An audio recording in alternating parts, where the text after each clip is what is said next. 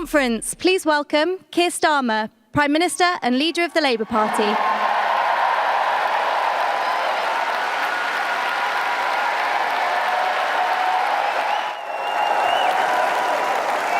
Thank you.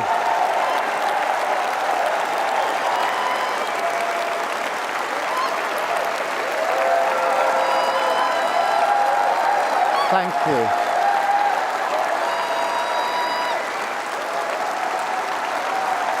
Thank you.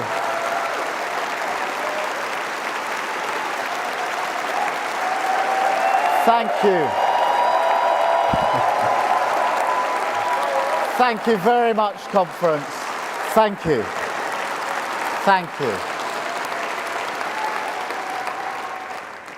Thank you, Matthew, for that introduction. That was really fantastic. You've broken through to university, but you stood on this stage, age 21, to do something you've never done before, and not an easy thing to do. That was fantastic.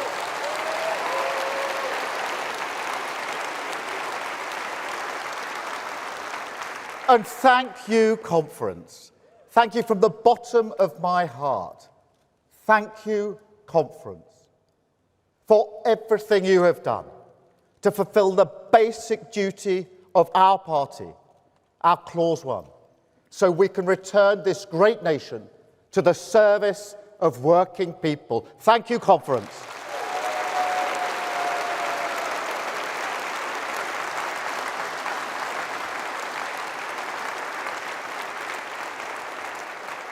People said we couldn't do it, but we did, and we did it together. And look at this now, a record-breaking conference, the biggest attendance ever in our history.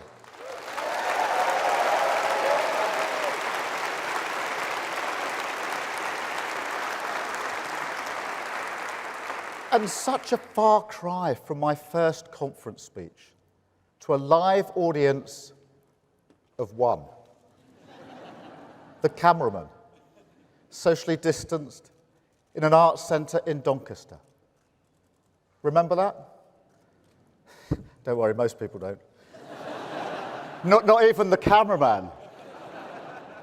But I bet you do remember the one the year later conference in Brighton, 3 years ago. The turning of the tide, the fight for the heart and soul of this party. People said we were going too far. People said we were going too fast. They didn't want to face the country. They wanted to go back to a comfort zone, take the easier road to nowhere, duck the challenge of change. But we stood firm, Conference. We stood together, Conference, and we won.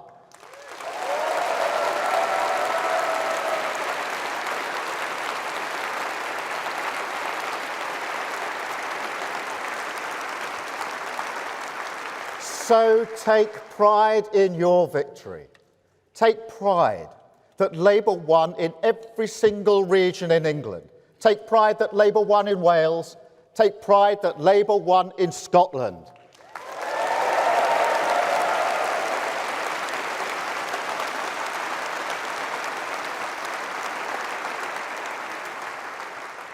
But never forget that this opportunity is only here because we changed the party. Country first, party second, that isn't a slogan. It's the foundation of this project, a pact with working people we must fulfill to retain the privilege of serving their interests on economic stability, national security, wealth creation, protecting our borders, rooting out anti-Semitism, standing with NATO and Ukraine. The changes we made are permanent, irreversible. And the work of service never stops. Country first, party second.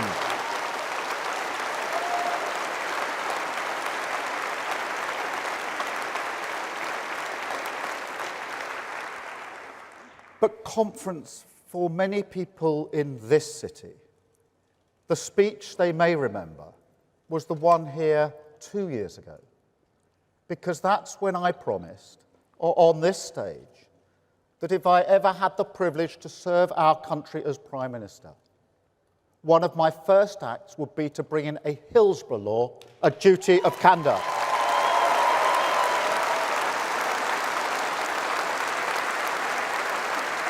A law for Liverpool, a law for the 97, a law that people shouldn't have had to fight so hard to get, that will be delivered by this Labour government.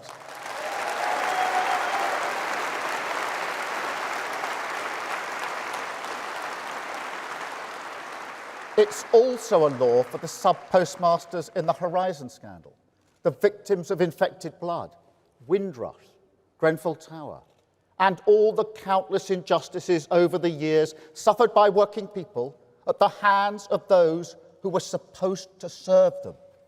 Truth and justice concealed behind the closed ranks of the state.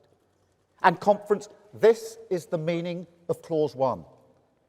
Because today I can confirm that the duty of candour will apply to public authorities and public servants. The bill will include criminal sanctions, and that the Hillsborough law will be introduced to Parliament before the next anniversary in April.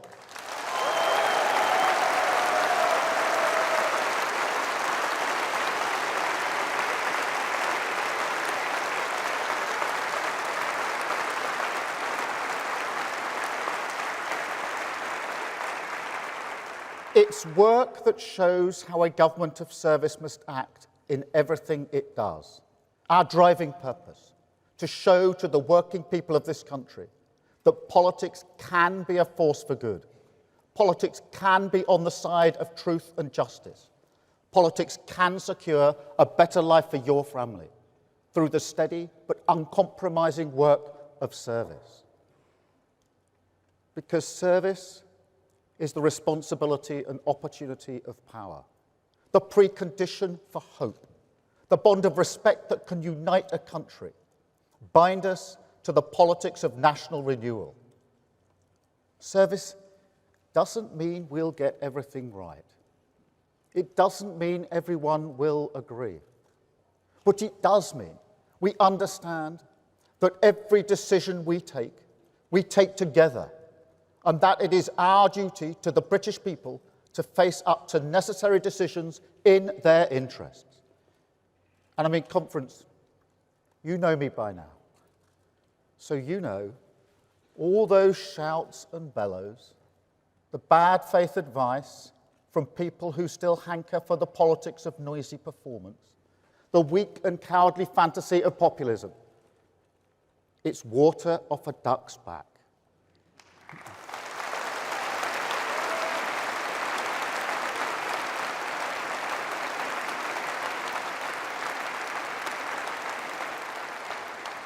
Mere glitter on a shirt cuff. It's never distracted me before, and it won't distract me now. This is a long-term project. I've never pretended otherwise.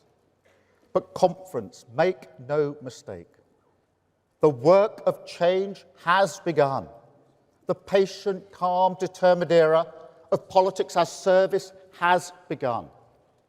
Planning reformed, doctors back in theatre, new solar projects, new offshore wind projects, the onshore ban lifted, Great British Energy launched, one-word Ofsted judgments ended, a border security command, a national wealth fund, getting Britain building again, the Renters Reform Bill stopping no-fault evictions, and the Railway Services Bill bringing railways back into public ownership.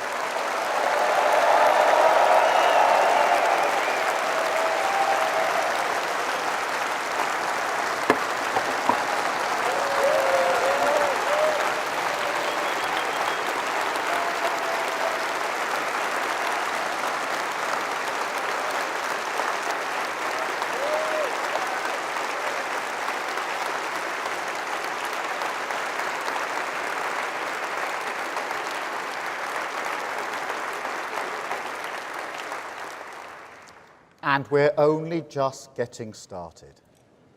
A crackdown on knife crime, a real living wage, a modern industrial strategy, a 10-year plan for our NHS, devolution to our nation's regions and cities, the biggest levelling up of workers' rights in a generation.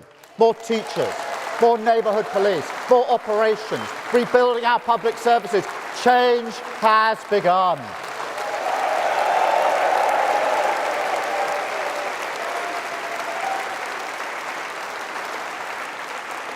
And every single one a necessary step on a longer journey.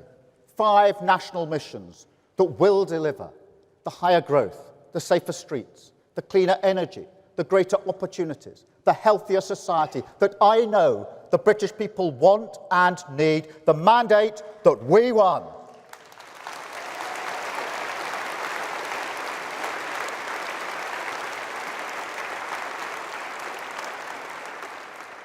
But also something even more precious.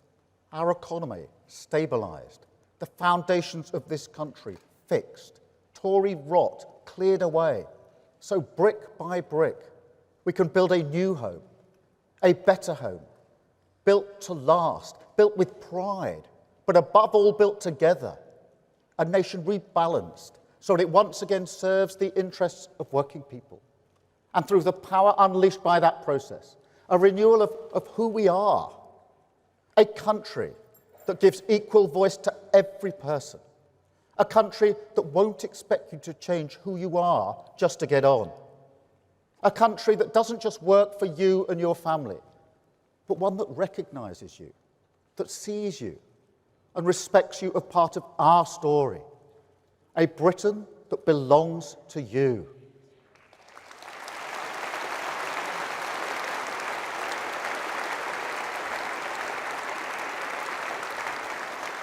Because make no mistake, that is the Britain we are building.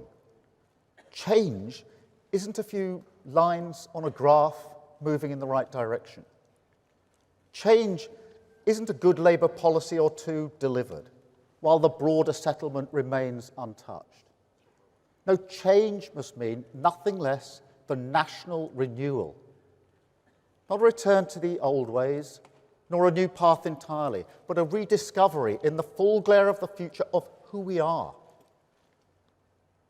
The trouble is, conference, just as we found with the Labour Party 4 years ago, Britain is no longer sure of itself. Our story is uncertain. The hope beaten out of us. There's pride, of course there is. Pride in our communities, especially. And there's respect, too, all around the world. Trust me, nobody anywhere doubts that this is a great nation, a nation known for our creativity, our artistic skill, our scientific genius, and, of course, our pragmatism. Quality that, combined with the industry and pride of working people, have not just rewritten our own story, but also that of the world. We could do that again.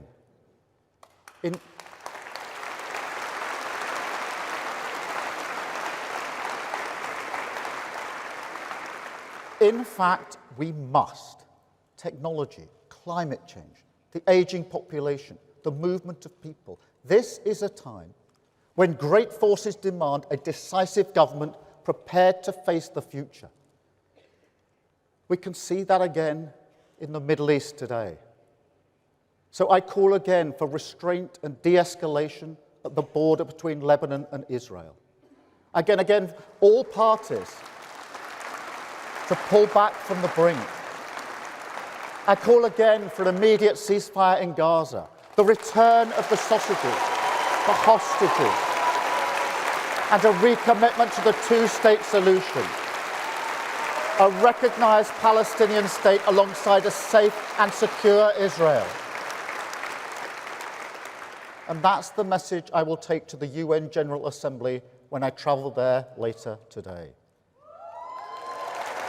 Alongside our steadfast support for Ukraine in the face of Russian aggression.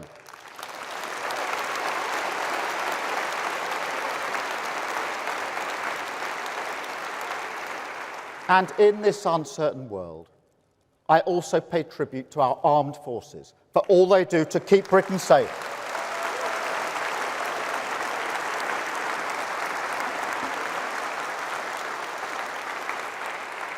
But conference, strength in this dangerous world, depends on strength at home. And yet, look at our country. Look at our country.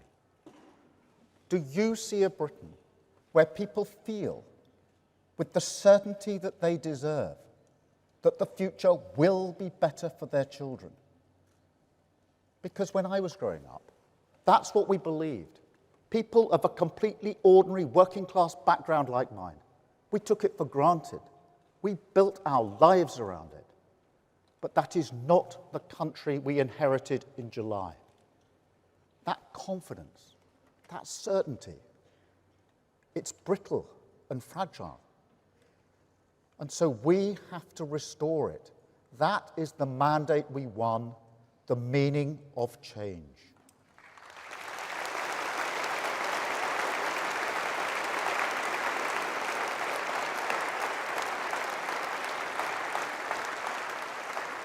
And it all comes back to that question. Can politics be a force for good in people's lives? There's no time to waste wondering why people think politics has failed. We have to show what it can do for their lives. Restore, after 14 years of chaos, faith in the values that have always guided this nation. The stability, moderation, the common sense, keeping a cool head, staying the course, facing the future, the defiance of ambition, the determination of service, and above all, our faith, no matter the challenge, in practical solutions that work.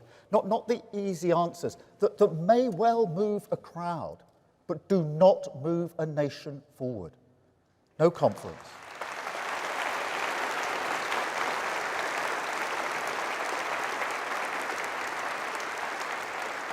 We know that way lies ruin. We've seen it in our party, and we changed it. And for 14 years, against our country's best traditions, we've seen it in Britain. And now we must change that too. We must build a new Britain, built from that age-old spirit of creativity and enterprise, the pride and ambition of working people, that when matched by a government of service, a decisive government, a government prepared to use its powers for justice, opportunity, and equal respect, can deliver a Britain that belongs to you. A Britain that belongs to you because politics sees public service as a privilege, not privilege as an entitlement to public service.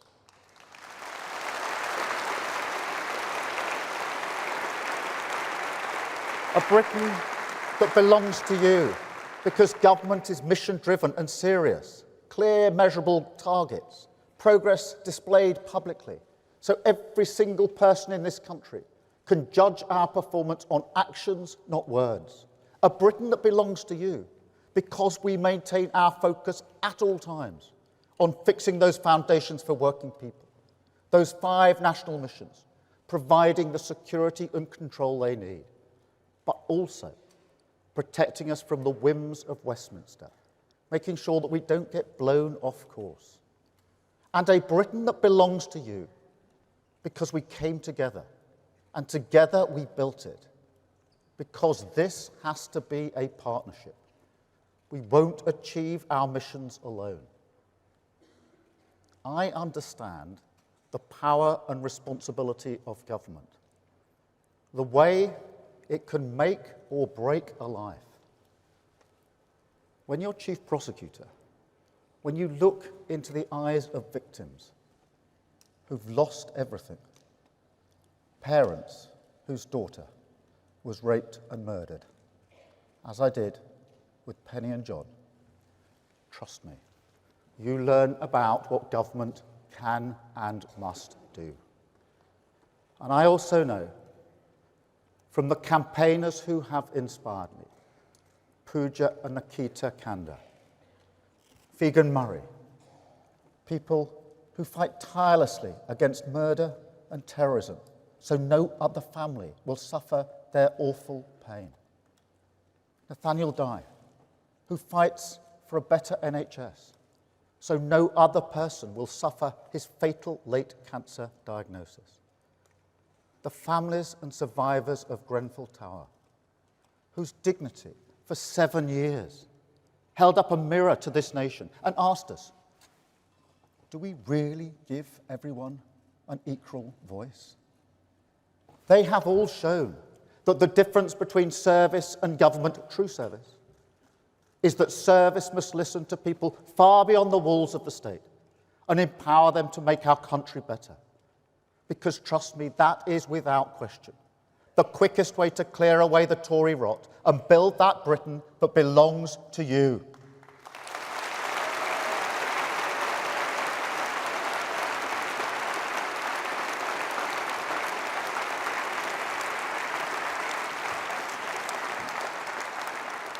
And so change begins, because there is another injustice hiding in plain sight in our streets, in every town and city in this country.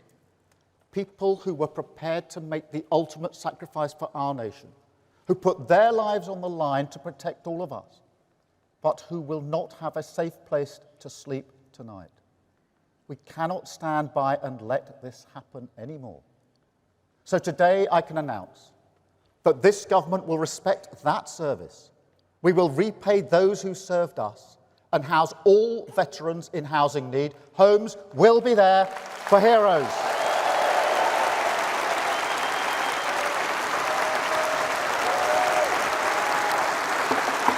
Thank you.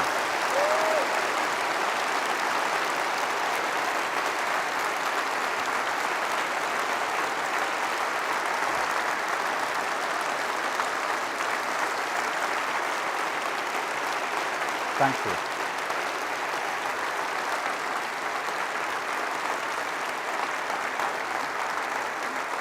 And because we've started the hard yards of planning reform, because we're facing up to decisions ignored for years, because we're introducing new planning passports that will turbocharge house building in our inner cities, we can make the very same promise to other people at risk of homelessness. Young care leavers, victims of domestic abuse. They will have the security they deserve. They will have a roof over their head because Britain belongs to them.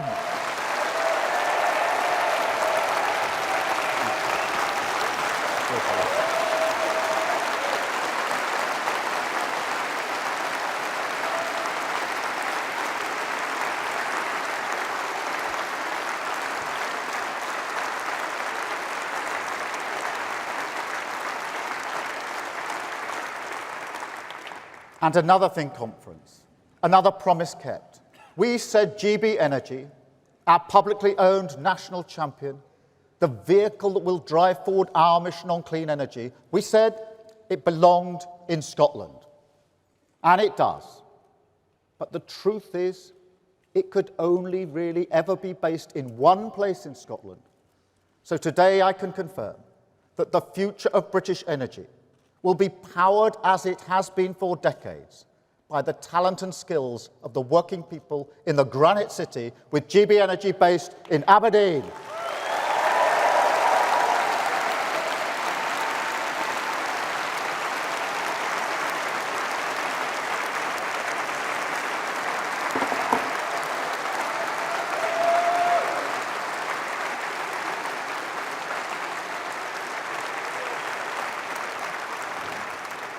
This is how the work of change happens. A decisive mission-led government moving our country forward step by step, focused on a long-term plan. That first, we stabilise our economy. Second, we fix the foundation. And third, we build with pride and determination a Britain that belongs to you.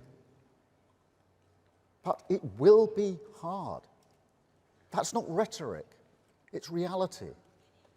It's not just that financial black hole, the £22 billion of unfunded spending commitments, concealed from our country by the Tories. It's not just the societal black hole, our public services decimated, communities held together with little more than goodwill. It's also the political black hole, because the politics of national renewal, They're collective. They involve a shared struggle, a project that says to everyone, this will be tough in the short term, but in the long term, it's the right thing to do for our country, and we all benefit from that. To coin a phrase, we're all in it together. But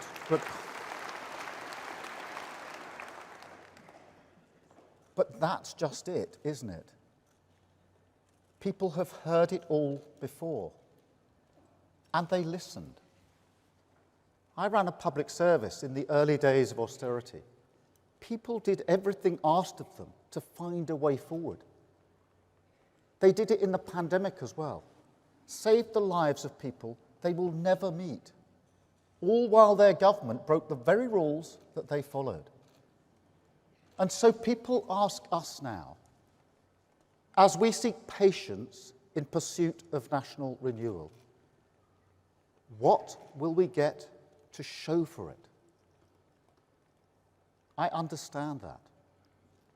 After all, what they're used to is a lie, an act, a charade, a performance. You may call it populism. Many people do. But I prefer to call it the politics of easy answers, because at its core, that's what it is. A deliberate refusal to countenance tough decisions, because the political pain is just too much. Party first, country second. Take Rwanda, a policy they knew from the beginning would never work, was never supposed to work. £700 million of your money frittered away on something that was never a credible option, because politically it was an easier answer. And just look at the difference you can make if you bring the curtain down on the show. A 23% increase in returns of people who have no right to be here compared with last summer. But it's not just Rwanda. It was the same story on everything. Energy security, the housing crisis, telling people they're tough on crime without building enough prison places. 14 years of performance, 14 years of exploiting problems, not solving them, mining the pits of division, searching them for conflict, fixing your attention on those issues, not on growth, technology, climate change, public services, the ageing population, the cost of living crisis, or any of the challenges that this country desperately needed to face up to.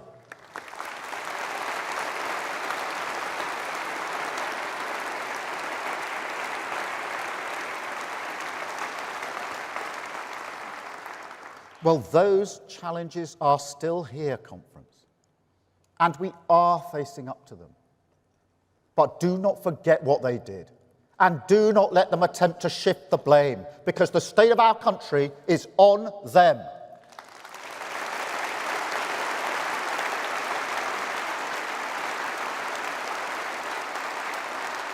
Why must we release prisoners early? Because the Tories served themselves. Why are our public services on their knees? Because the Tories served themselves. Why is crime routinely unpunished? Our rivers polluted, borders insecure, school roofs crumbling, child poverty rampant. Nothing seems to work. Our public finances broken. Because for 14 years, the Tories performed the politics of easy answers rather than use the power of government to serve our country.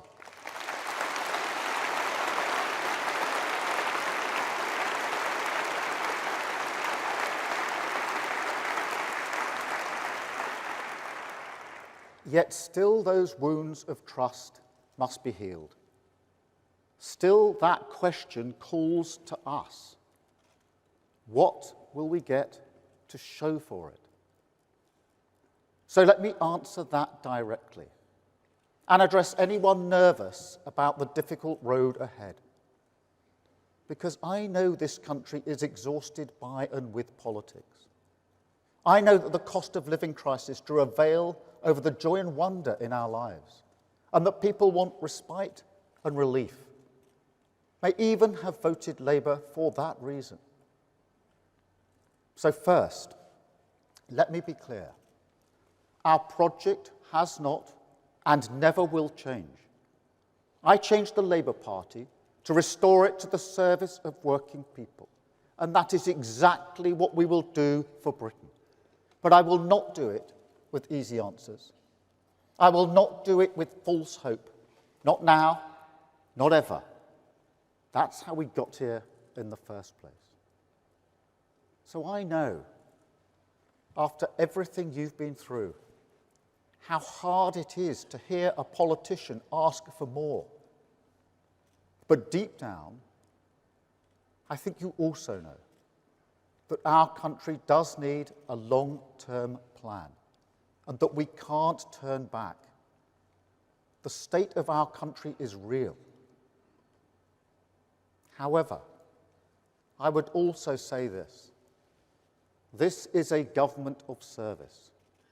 And that means, whether we agree or not, I will always treat you with the respect of candour, not the distraction of bluster. And the truth is that if we take tough, long-term decisions now, if we stick to the driving purpose behind everything we do, higher economic growth, so living standards rise in every community, our NHS facing the future, waiting lists at your hospital down, safer streets in your community, stronger borders, more opportunities for your children, clean British energy powering your home, then that light at the end of this tunnel, that Britain that belongs to you, we get there much more quickly.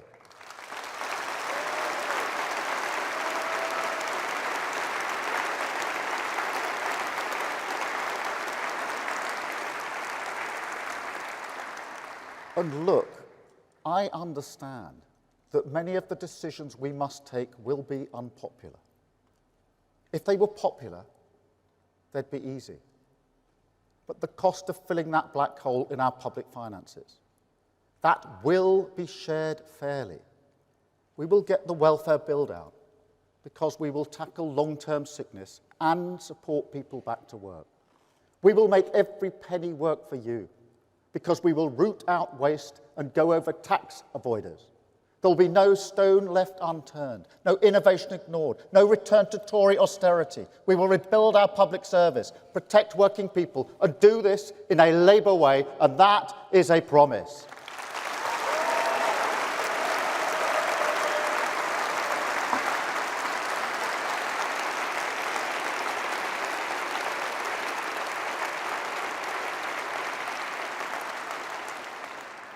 And if you can't take that on faith, perhaps because you're concerned about the winter fuel allowance, then I get that. As I say, if this path were popular or easy, we'd have walked it already. But the risk of showing to the world, as the Tories did, that this country does not fund its policies properly, that is a risk we can never take again. Stabilising our economy is the first step of this long-term plan. The only way we keep prices down, cut NHS waiting lists, and secure the triple lock so that every pensioner in this country, every pensioner, will be better off with Labour.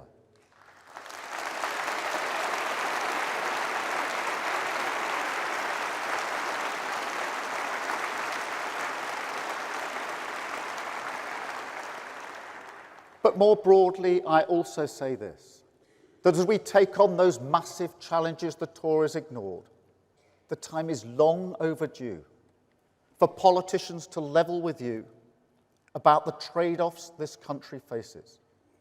Because if the last few years have shown us anything, it's that if you bury your head because things are difficult, your country goes backwards. So if we want justice to be served, some communities must live close to new prisons. If we want to maintain support for the welfare state, then we will legislate to stop benefit fraud, do everything we can to tackle worklessness. If we want cheaper electricity, we need new pylons overground. Otherwise, the burden on taxpayers is too much. If we want home ownership to be a credible aspiration for our children, then every community has a duty to contribute to that purpose. If we want to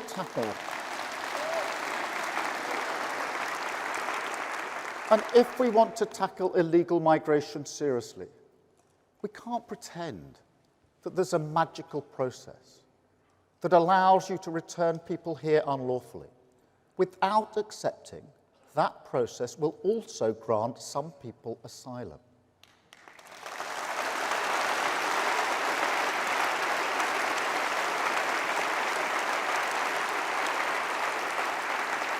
And if we're serious about levelling up, then we must be proud to be the party of wealth creation, unashamed to partner with the private sector, and perhaps most importantly of all, that just because we all want low tax and good public services, that does not mean that the iron law of properly funding policies can be ignored. Because it can't. We've seen the damage that that does. And I will not let that happen again. I will not let Tory economic recklessness hold back the working people of this country.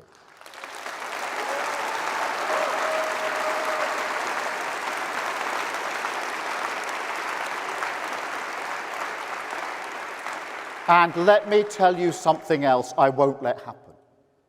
I will never let a minority of violent, racist thugs terrorise our communities.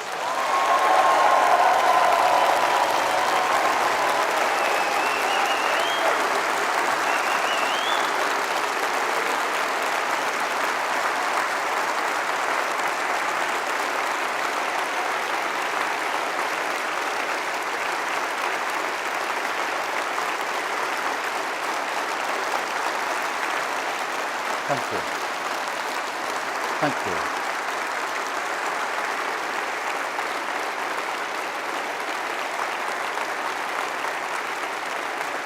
Look, I have always accepted that concerns about immigration are legitimate.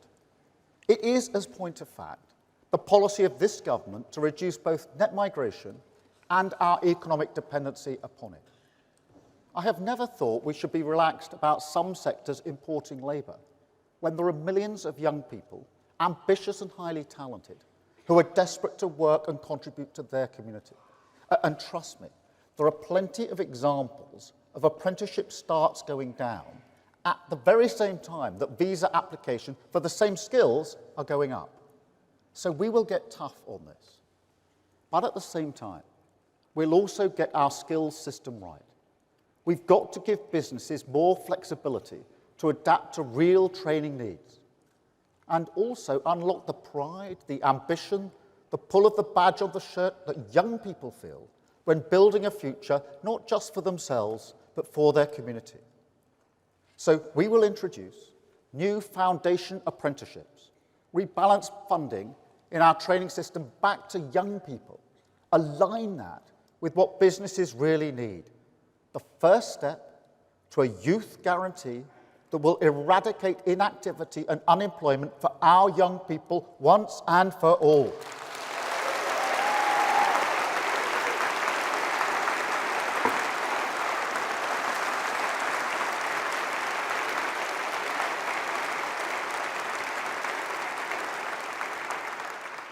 But conference, whatever anyone thinks about immigration, I will never accept the argument, made not just by the usual suspects, but by people who should have known better, who said that millions of people concerned about immigration are one and the same thing as the people who smashed up businesses, who targeted mosques, attempted to burn refugees, scrawled racist graffiti over walls, Nazi salutes at the cenotaph, attacked NHS nurses, and told people with different coloured skin, people who contribute here, people who grew up here, that they should go home.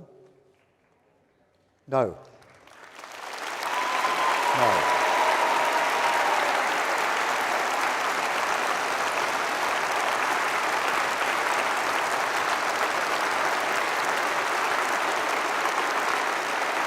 No conference.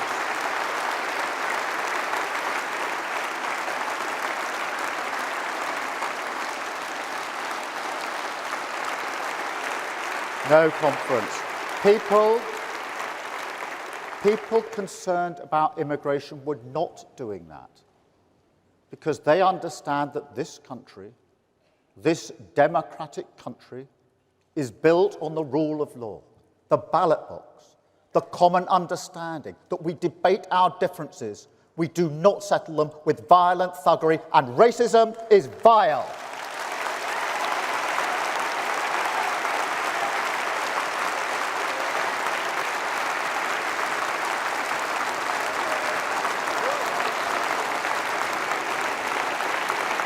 Thank you.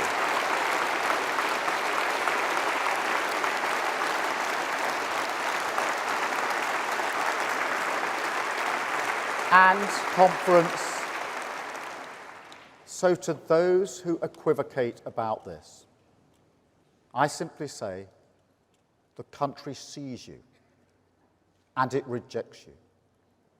And to those who say that the only way to love your country is to hate your neighbour because they look different, I say not only do we reject you, we know that you will never win because the British values we stand for, not just the rule of law, but a love for this country and our neighbours, the respect for difference under the same flag that is stronger than bricks, and you know it. It's what you cannot stand about our country, our reasonable, tolerant country, but it's absolutely who we are.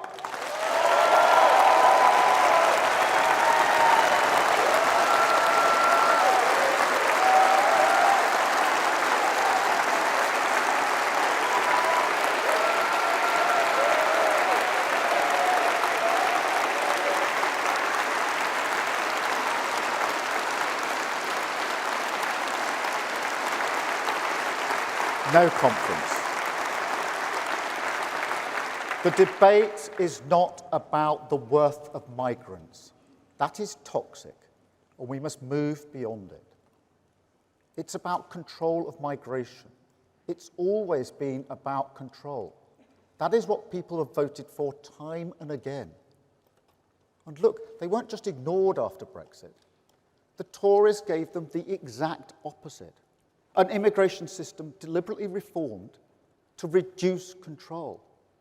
Because in the end, they are the party of the uncontrolled market. Now, don't get me wrong. Markets are dynamic. Competition is a vital life force in our economy. This is a Labour Party proud to say that. We work hand in hand with business. But markets don't give you control.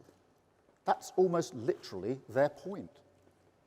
So if you want a country with more control, if you want the great forces that affect your community to be better managed, whether that's migration, climate change, law and order, or security at work, then that does mean more decisive government. And that is a Labour government. Taking back control is a Labour argument.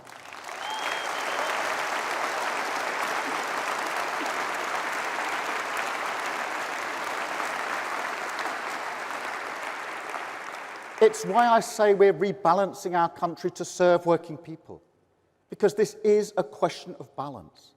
We can't afford any more polluted rivers. We can't afford any more COVID contracts. We can't afford any more Grenfell Towers. We have to become serious and mission-led, have to put respect and service deep in the bones of our institutions. That's not a debate about investment or reform. It's always been both. But again, I have to warn you, working people do want a more decisive government. They do want us to rebuild our public services. And they do want that to lead to more control in their lives. But their pockets are not deep, not at all. So we have to be a great reforming government. Our NHS reformed, so patients have more control over their health. Our energy system reformed, so our country has more control over its security.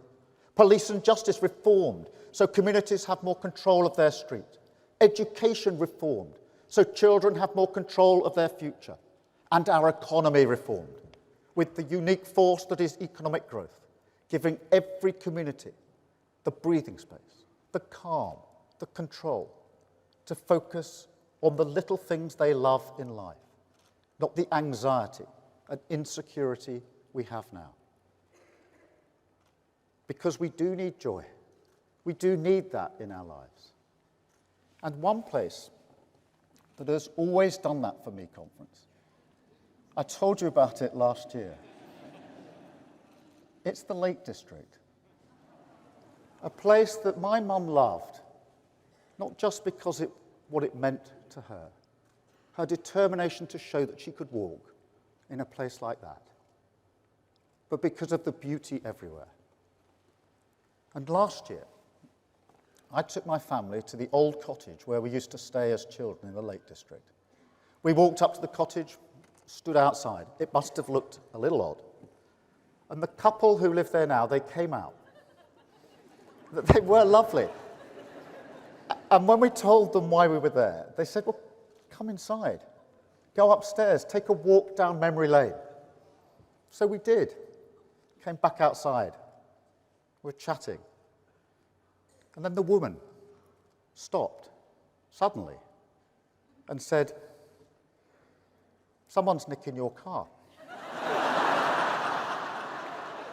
And I said, no, that's the police moving the car. And that really confused her. Anyway, at this point, her husband comes in and he says, you haven't clocked, have you? He's the leader of the opposition, a politician. And she stopped, smiled, laughed, and said politely, if I'd known you were a politician, I'd have pushed you down the stairs when I had the chance. The beauty of the Lake District and the heart of the British people in a nutshell.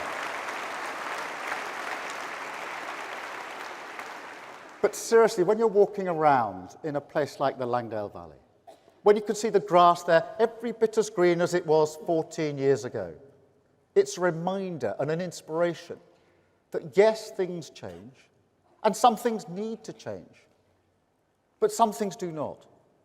And the joy and wonder of our nation, the spirit of its people, the cleaners, the drivers, small business owners, teachers, teaching assistants, the people who came out and cleaned the streets, the brickies who rebuilt the broken walls in Southport, the backbone of this country, they are just as resilient as they were 14 years ago. And no matter what loudmouths say on social media, their values are the same. So we will turn our collar up and face the storm.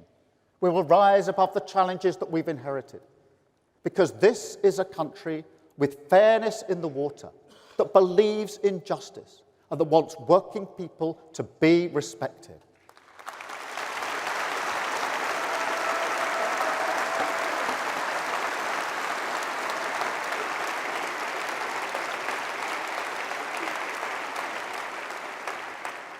And also for opportunities to be there for your children. Because, Conference, one of the other things that gave me great joy as a kid, as well as the football, obviously, was the flute. Don't think you're expecting that, were you? But seriously, the flute gave me so many opportunities. My first ever trip abroad was to Malta with the Croydon Youth Philharmonic Orchestra.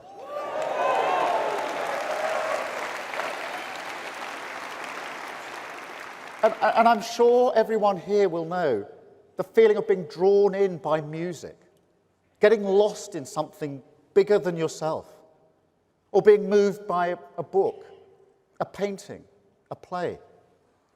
Even now, I turn to Beethoven or Brahms in those moments when, how to put it, the reviews aren't so good. I've got Shostakovich lined up for tomorrow. But these early encounters with art and culture, they change us forever. And we are brilliant at them in this country, brilliant. But those opportunities don't go to every child, do they? My brother, who had difficulties learning, he didn't get those opportunities. every time I achieve something in my life, my dad used to say to me, "Your brother has achieved just as much as you, Keir." And he was right. I still believe that. But this is what we do in this country, isn't it? We elevate the stories of the individuals who go to the Guildhall School of Music, the Prime Minister from a pebble-dash semi, the working class few who do break through the class ceiling. I don't blame anyone for that. I am guilty of it. It gives hope to people. It's important to tell those stories. But it's not everyone, is it? And we must remember everyone conference, because everyone deserves the chance to be touched by art. Everyone deserves access to moments that light up their lives. And every child deserves the chance to study the creative subjects that widen their horizons, provide skills employers do value, and prepares them for the future, the jobs and the world that they will inherit.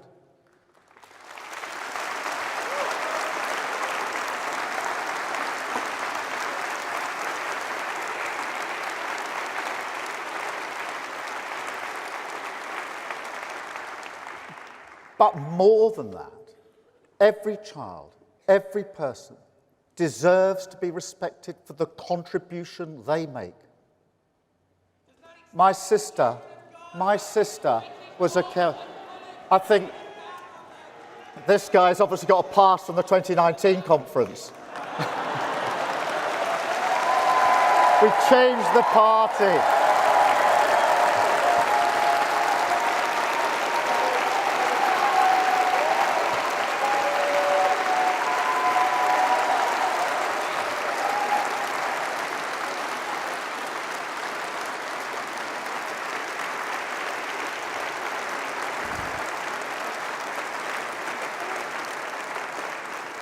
While he's been protesting, we've been changing the party. That's why we've got a Labour government.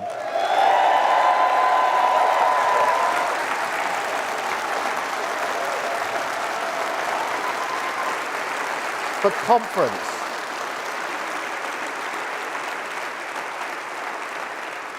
The point I was making is this: every child, every person deserves to be respected for the contribution they make. My sister was a care worker in the pandemic. She is still a care worker. Work that surely by now we know is so important for the future of this country. So wouldn't it be great,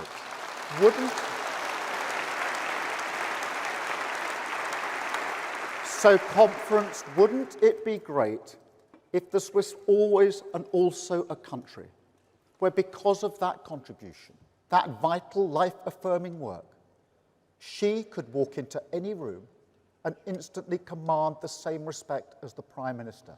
Because those are my values, that is what I believe, and those are the values of the Britain that we will build.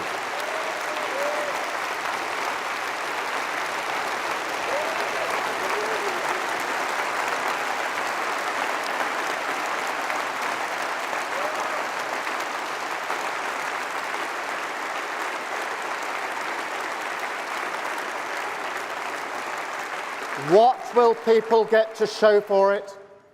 They will get a country with its future back, renewed by respect and service, rebalanced towards the interests of working people, confident in its values and story, because together we took action.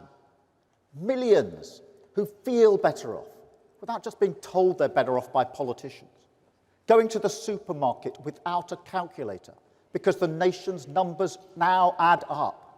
More money in their pocket to do the things they love. More faith in their public services, because once again, Labour rebuilt them. An NHS facing the future. More security and dignity at work. Town centres thriving. Streets safe.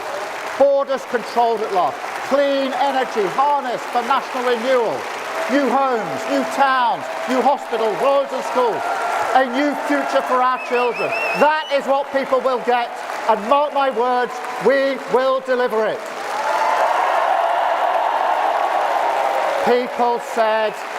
People said we couldn't change the party, but we did. People said we wouldn't win across Britain, but we did. People say we can't deliver national renewal, but we can and we will.